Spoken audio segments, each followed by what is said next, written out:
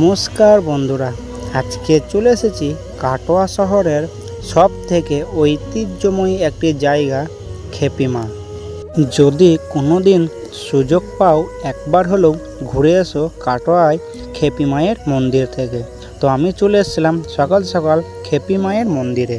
এসেই সবারই প্রথম প্রবেশদ্বার দিয়ে ঢোকার পরে চোখে পড়লো মায়ের কাঠামো, যে কাঠামোটাই মায়ের পুজো হয়।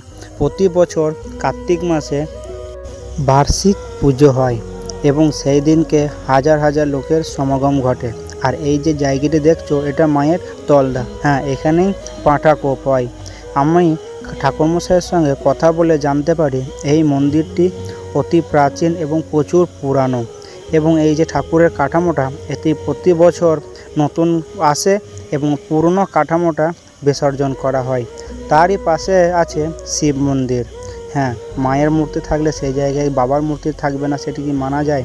সেখানেই দেখতেই পারছো এই যে সামনে যে মন্দিরটা, এটি ভোলে বাবার মন্দির। এতক্ষণ যেহেতু ভিডিওটা দেখেছো, যাওয়ার আগে একটি লাইক ও চ্যানেলটিকে সাবস্ক্রাইব করে দিয়ে যাবে, যাতে পুনরায়